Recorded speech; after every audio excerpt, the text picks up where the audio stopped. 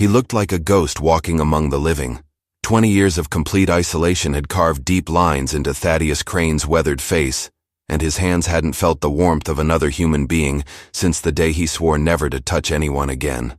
But when he found her tied to that oak tree, bleeding and barely conscious, everything he'd built to protect himself was about to crumble. The morning mist still clung to the pine trees as Thaddeus made his way down the mountain trail, a journey he took only twice a year for supplies. His cabin sat 3 miles up, hidden where no soul would think to look. That's how he wanted it. That's how it had to be. His boots crunched on the frost-covered leaves as he approached the clearing where the old trading post used to stand. But something was wrong. The silence felt different, heavier. Then he saw her. A young woman was bound to the massive oak tree with thick rope, her dark hair matted with blood, her dress torn at the shoulder. Her eyes were closed, but her chest rose and fell in shallow breaths. She was alive, but barely. Thaddeus stopped dead in his tracks. Every instinct screamed at him to turn around, to walk away, to pretend he'd never seen her. For 20 years, he'd avoided exactly this kind of situation. The kind that required him to get close to another person. The kind that demanded he care. But as he stood there, frozen between his past and this moment, the woman's eyes fluttered open. They were green as spring grass, and when they focused on him, they held something he hadn't seen in decades. Hope. She tried to speak, but only a whisper came out. Her lips moved, forming words he couldn't hear from where he stood. Thaddeus felt his carefully constructed walls beginning to crack. Every step toward her would be a step away from the safety he'd built. Every moment he stayed would bring him closer to the very thing he'd spent 20 years running from. The woman's head dropped forward again, unconscious. Blood seeped from a gash on her temple, staining the rope that held her. Whoever had done this was long gone. But they might come back. And if they found him here, Thaddeus clenched his fists, fighting a war inside himself. He could still leave. He could still save himself. But as he turned to go, he heard something that made his blood run cold. The distant sound of horses approaching. Multiple riders, moving fast through the trees. But what he didn't know yet was that helping her would force him to face the very reason he'd been hiding for 20 years. And the men coming through those trees weren't just any bandits. They were the same ones who destroyed his life 2 decades ago. The sound of hoofbeats grew louder, maybe 2 minutes away. Thaddeus looked at the unconscious woman, then at the path he could take to escape. 20 years of survival instincts told him to run, but something deeper, something he thought he'd buried forever, made him move toward her instead. His hands shook as he reached for the rope. The moment his fingers touched the coarse fibers, memories flooded back. The last time he'd tried to save someone. The last time he'd cared. The last time everything went wrong because of his choices. The woman stirred as he worked at the knots. Her eyes opened again, clearer this time, and she looked directly at him. Up close, he could see she was younger than he'd first thought, maybe late 20s, with a determined set to her jaw despite her condition. "Please," she whispered, her voice hoarse. "They'll be back. They went to get more rope."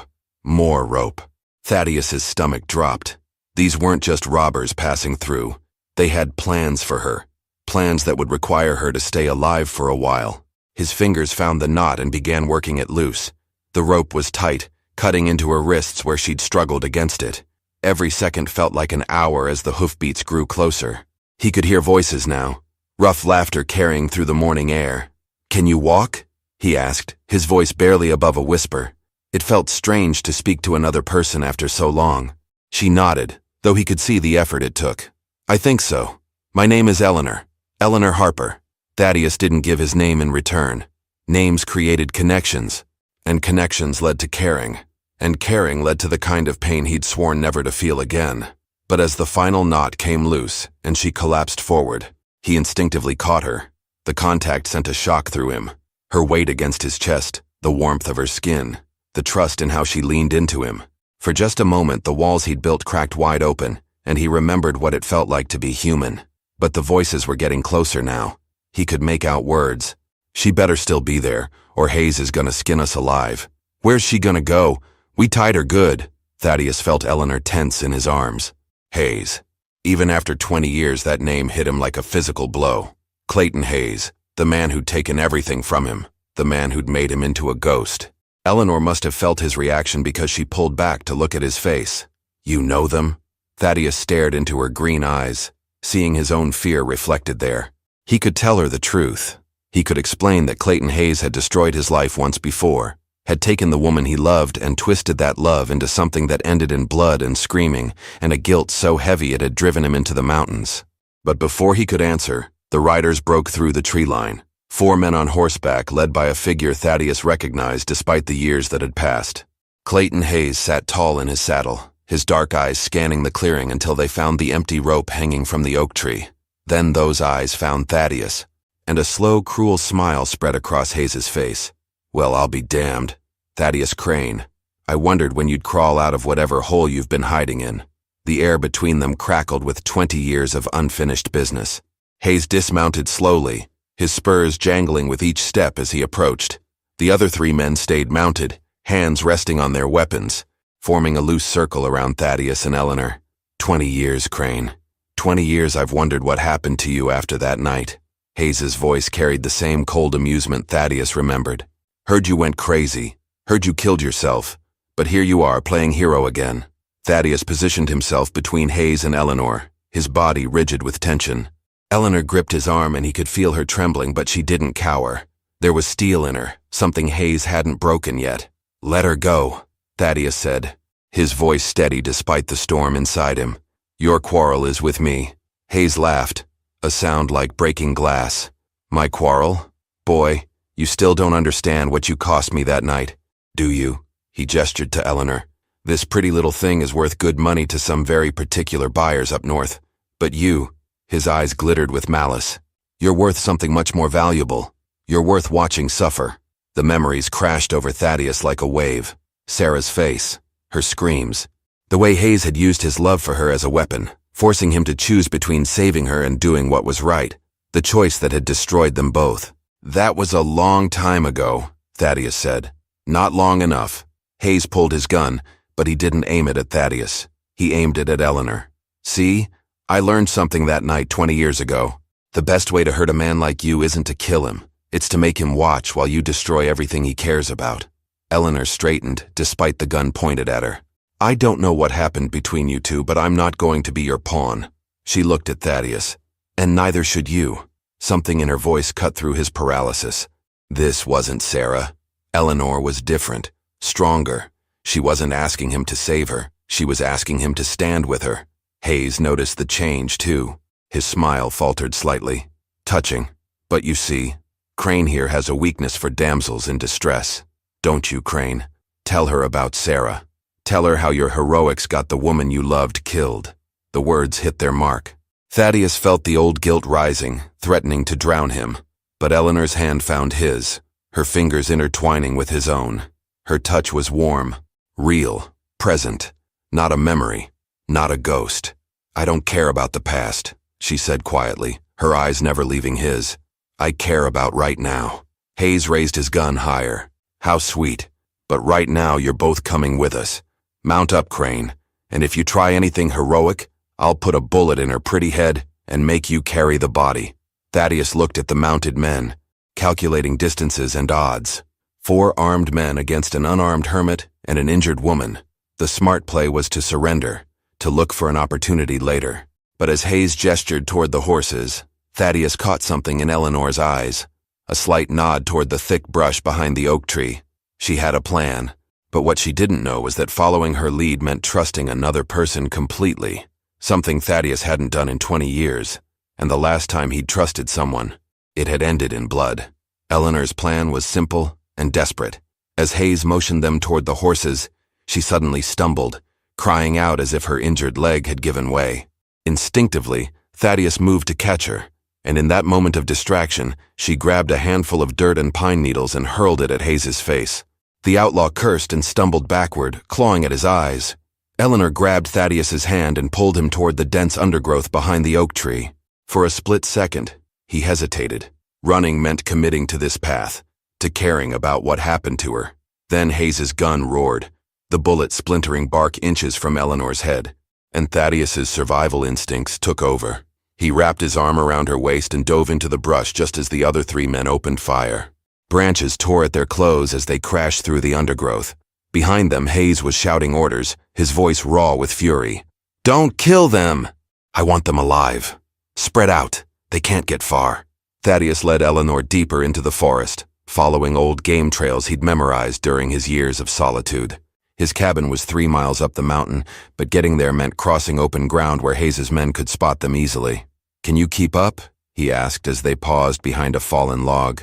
Eleanor's face was pale, and blood from her head wound had dried on her temple, but her eyes were fierce with determination.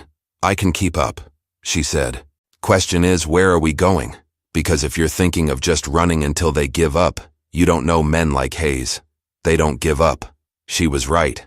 Hayes had tracked him down after 20 years. The man was nothing if not persistent, and now Thaddeus had given him a new reason to hunt. "There's a place," Thaddeus said. "A cabin. It's hidden, defensible, but getting there is going to be dangerous," Eleanor finished. "Everything's dangerous now, but I'd rather die fighting than let them drag me back." She looked at him intently. What did he mean about Sarah? About getting someone killed? The question hit him like a physical blow. For 20 years he'd avoided talking about Sarah, avoided even thinking her name. But crouched behind this log with bullets whining overhead and Eleanor's green eyes demanding the truth, he found himself speaking. "Sarah was my wife," he said quietly. "Hayes took her, used her as bait to get me to do something I shouldn't have done. I thought I could save her and still do the right thing. I was wrong. What happened to her?" Thaddeus closed his eyes, seeing Sarah's face as clearly as if she were sitting beside him. "She died because I trusted Hayes when he said he'd let her go if I cooperated. I gave him what he wanted and he killed her anyway, just to prove he could." Eleanor was quiet for a moment. Then she reached over and touched his arm. "I'm not her," she said simply. "And this isn't 20 years ago. If you're waiting for me to die so you can feel guilty about it, you're going to be disappointed." Despite everything, Thaddeus almost smiled.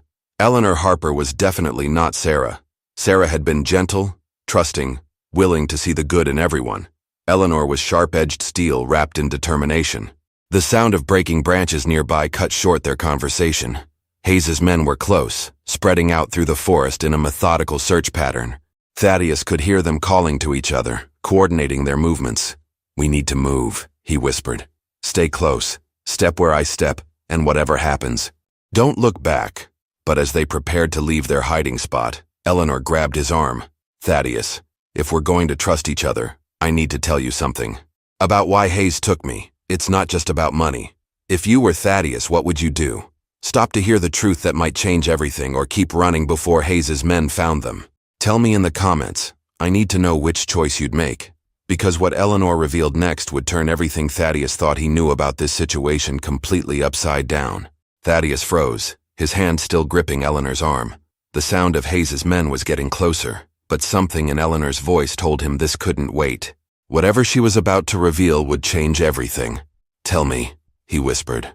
Eleanor's eyes darted toward the sounds of pursuit, then back to his face. "Hayes didn't just randomly take me. He's been looking for me specifically. My real name isn't Eleanor Harper. It's Eleanor Blackwood." The name hit Thaddeus like a thunderbolt. Blackwood. Judge Marcus Blackwood. The man who'd been trying to bring law and order to the territory 20 years ago. The man Hayes had been running from when he'd taken Sarah. "Judge Blackwood was my father," Eleanor continued urgently. "Hayes killed him 6 months after what happened to your wife. Made it look like an accident. But I knew better. I've been hunting Hayes ever since, gathering evidence, building a case." Thaddeus stared at her, his mind reeling. "You're not a victim. I'm bait," she said grimly. "I let him take me because I needed to get close to his operation. I have evidence hidden that could hang him and his entire network. But I didn't count on you showing up and complicating things." The sound of crashing brush was maybe 50 yards away now. Hayes's voice carried through the trees. "They can't have gone far. Check every hiding spot." Thaddeus felt like the ground had shifted beneath him. Everything he thought he understood about this situation was wrong. Eleanor wasn't some innocent woman who needed saving. She was a hunter, just like Hayes. And he was caught between them. "So what am I to you?" he asked, his voice barely audible. "Another piece of bait?" Eleanor's expression softened. "You were supposed to be. Hayes has been obsessed with finding you for 20 years. When I heard the stories about a hermit living in these mountains, I thought maybe, but then I saw your face when you found me tied to that tree. The way you looked at me, that wasn't fake. How do you know? Because I've spent 6 years learning to read people, learning to spot lies and manipulation. And what I saw in your eyes was real." She gripped his hand tighter. But Thaddeus, you need to know. The evidence I gathered about Hayes includes information about what really happened the night Sarah died. The words stopped his heart. What do you mean? Hayes didn't just kill Sarah to hurt you. He killed her because she found out something about his operation. Something that could have destroyed him even back then. You didn't fail her, Thaddeus. She was already dead the moment she discovered his secret. Before Thaddeus could process this revelation fully, a gunshot rang out uncomfortably close. A voice called out, "Found their trail! They went this way!" Thaddeus made a decision that surprised even him. Instead of running, he turned to face the direction of their pursuers. Where's this evidence? Hidden in my saddle pack. But Hayes has it now. Then we're not running to my cabin, he said. We're getting your evidence back. Eleanor stared at him. That's suicide. There are 4 of them. Maybe. But 20 years ago, I let Hayes take everything from me because I was afraid to fight back. I won't make that mistake again. He looked into her green eyes, seeing Sarah's face for just a moment, then seeing Eleanor clearly. Besides, you said it yourself. You're not Sarah, and I'm not the same man who let her die. But what neither of them knew was that Hayes had been counting on exactly this reaction. The evidence Eleanor thought was hidden was actually planted information, and Hayes was using both of them to draw out someone much more dangerous than either could imagine. If you're enjoying the story, subscribe to the channel. They moved through the forest like shadows, Thaddeus leading Eleanor in a wide circle that would bring them back toward the clearing from an unexpected angle. 20 years of mountain living had taught him patience and silence. Every step was calculated, every broken twig avoided. As they crept closer to where Hayes and his men had made camp, Thaddeus could see the horses tethered near the oak tree where Eleanor had been bound. Her saddle pack hung from one of the animals, tantalizingly close but protected by armed men. Hayes stood in the center of the clearing, studying tracks in the dirt. His 3 companions had spread out in different directions, following false trails. The outlaw leader was older now, his dark hair streaked with gray, but he moved with the same predatory confidence Thaddeus remembered. They're not far, Hayes called to his men. Crane's gotten soft in his old age. 20 years ago, I never would have tracked him this easily. Eleanor whispered in Thaddeus's ear. He's trying to make you angry. Make you do something stupid. She was right. Hayes was baiting him just like he'd done with Sarah. But this time, Thaddeus had the advantage of knowing the game. He studied the layout, counting weapons, measuring distances. Hayes had a rifle across his back and a pistol on his hip. The horses were nervous, shifting restlessly. Something about the setup felt wrong. Wait here, Thaddeus breathed to Eleanor. Like hell, she whispered back. We do this together, or we don't do it at all. Before he could argue, Hayes's voice cut through the forest. Crane, I know you're out there. Why don't you come out and face me like a man? Or are you going to hide behind another woman's skirts? The words stung, but Thaddeus forced himself to stay calm. He noticed something that made his blood run cold. Hayes kept glancing toward the tree line on the opposite side of the clearing, as if he was expecting someone. It's a trap, Thaddeus realized. He's got more men positioned somewhere else. Eleanor followed his gaze and nodded grimly. Then we need a different approach. She pulled something from her torn dress. A small Derringer pistol hidden until now. 1 shot. Has to count. Where did you? I told you. I've been planning this for 6 years. I don't go anywhere unprepared. She checked the weapon expertly. But here's what I need to know, Thaddeus. When the shooting starts, can you kill Hayes? Because if you hesitate, if you let your guilt about Sarah stop you, we're both dead. The question cut to the heart of everything. For 20 years, Thaddeus had avoided violence, avoided confrontation, avoided the very possibility of having to make life and death decisions. He'd become a ghost, specifically to avoid moments like this. But looking at Eleanor's determined face, seeing the steel in her eyes, he realized he wasn't the same broken man who'd fled into the mountains. Something had changed the moment he'd chosen to untie her ropes instead of walking away. I can do what needs to be done, he said. Hayes's voice rang out again. I've got all day, Crane. But the longer you wait, the more I'm going to enjoy what I do to your new lady friend when I catch her. Eleanor's jaw tightened. That decides it. I'm going to create a distraction. When I do, you get to those horses and get my saddle pack. Eleanor, no. It's too dangerous. She looked at him with something that might have been affection. You know, for a man who hasn't talked to another person in 20 years, you're pretty quick to start caring. Before he could stop her, Eleanor stepped out into the clearing, the Derringer hidden behind her back. Looking for me, Hayes? Hayes spun around, his hand moving to his gun. Well, well. The little rabbit comes out of her hole. Where's your guardian angel? Dead, Eleanor said flatly. You want me? Come and take me. Hayes smiled, but Thaddeus could see the uncertainty in his eyes. This wasn't how he'd expected things to go. You're lying. Crane wouldn't abandon you. He's too much of a hero. Then you don't know him as well as you think you do, Eleanor replied. But as Hayes started walking toward her, Thaddeus saw movement in the trees behind the outlaw. 3 more men emerging from concealment with rifles raised. Eleanor was walking into a crossfire and she didn't see them. The trap was closing, and Thaddeus had seconds to decide. Save Eleanor and lose any chance of getting the evidence, or go for the evidence and watch another woman die because of his choices. Time slowed to a crawl. Thaddeus saw the 3 hidden riflemen taking aim at Eleanor, saw Hayes reaching for his gun, saw Eleanor's finger tightening on the Derringer's trigger. 20 years of isolation hadn't prepared him for this moment of absolute choice. But 20 years of mountain survival had taught him something else. When faced with impossible odds, change the rules of the game. Thaddeus stepped out of the trees, but instead of moving toward Eleanor or the horses, he did something no one expected. He walked straight toward Hayes, empty hands raised, his voice carrying across the clearing. You want me, Clayton? Here I am. But let's finish what we started 20 years ago, just you and me. Hayes hesitated, his gun half drawn. The hidden riflemen kept their weapons trained on Eleanor, but their attention was divided now. This wasn't the plan. You think I'm stupid, Crane? You think I'll fall for some noble sacrifice? No sacrifice, Thaddeus said, still walking forward. Just the truth. You've been hunting me for 20 years because you know I'm the only one who can prove what really happened to Judge Blackwood. Eleanor isn't the real threat to you. I am. Eleanor's eyes widened. She understood immediately. Thaddeus was gambling everything on a bluff, trying to shift Hayes's focus away from her and onto himself. Hayes's face darkened. You don't know anything. I know you killed Judge Blackwood because he was getting too close to your operation. I know Sarah found evidence linking you to territorial corruption that went all the way to the governor's office. And I know you've been terrified for 20 years that I might remember what she told me before she died. It was a complete lie, but it hit home. Hayes's face went white, then red with fury. Sarah didn't tell you anything. She was dead when I got there. The words hung in the air like a confession. Hayes realized his mistake immediately, but it was too late. Eleanor had heard it. The admission that he'd killed Sarah, spoken in front of witnesses. When you got there, Thaddeus pressed. Got where, Clayton? How did you know where to find her unless you're the one who killed her? Hayes drew his gun fully now, pointing it at Thaddeus's chest. Shut up right now. But Thaddeus kept walking, kept talking. The truth is you never expected me to survive this long. You thought grief would kill me, or that I'd drink myself to death in some frontier town.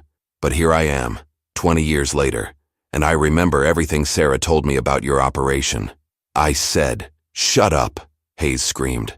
That's when Eleanor made her move. With Hayes completely focused on Thaddeus, she raised the Derringer and fired. The small pistol cracked like a whip, and one of the hidden riflemen pitched forward with a cry of pain. The clearing exploded into chaos. The other 2 riflemen swung their weapons toward Eleanor, but Thaddeus was already diving toward Hayes.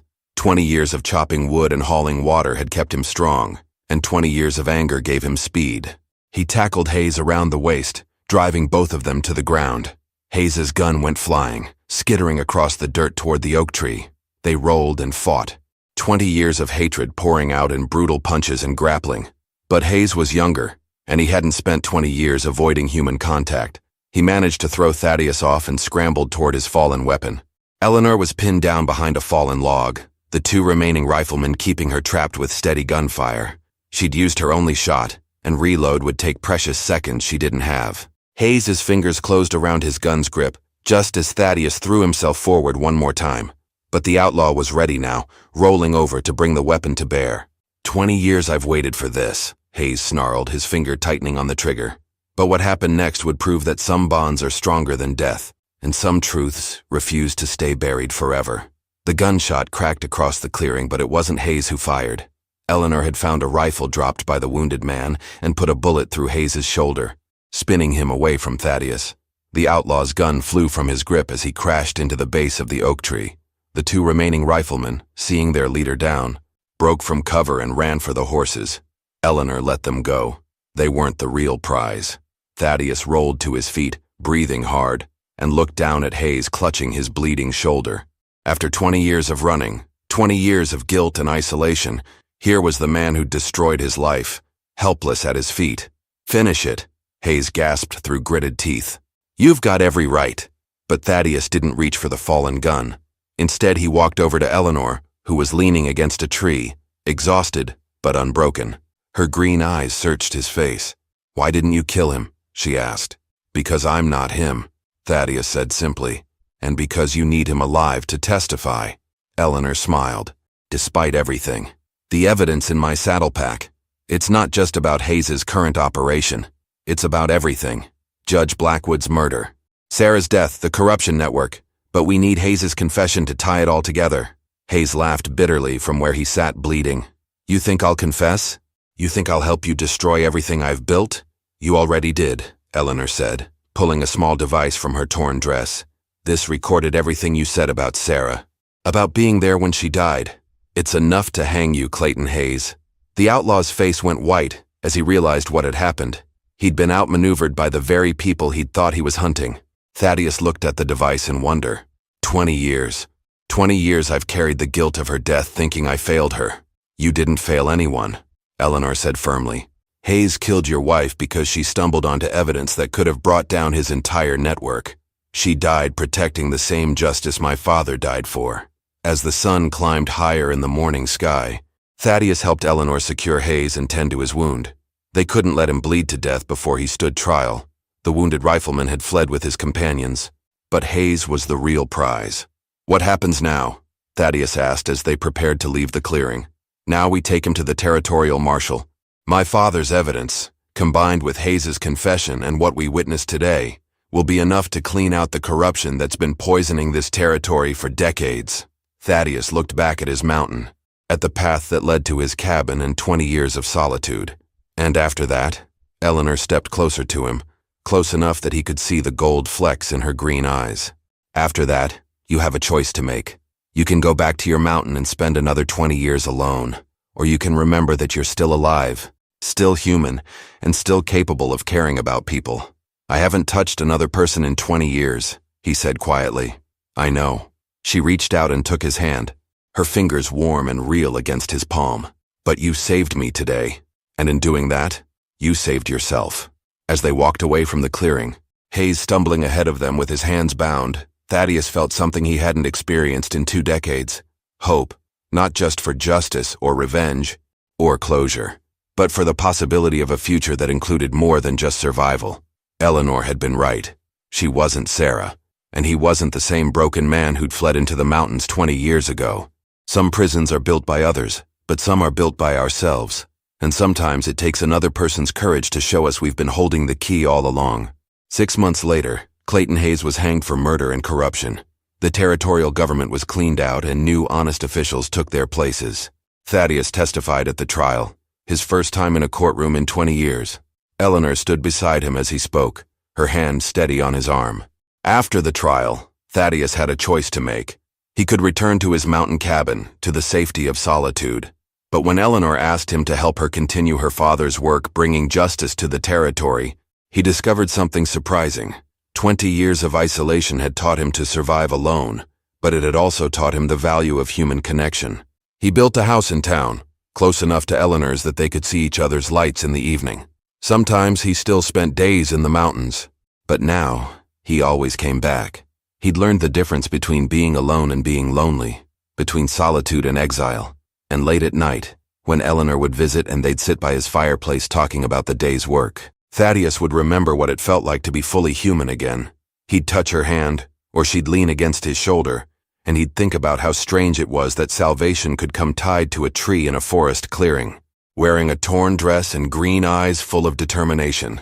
Some stories end with vengeance, others end with justice, but the best ones end with the simple, revolutionary act of 2 people choosing to trust each other, despite everything the world has done to convince them that trust is impossible. If you're enjoying the story, subscribe to the channel. Now click on the video on the screen to hear a story even better than this one, with a twist so powerful it'll haunt your thoughts long after it ends.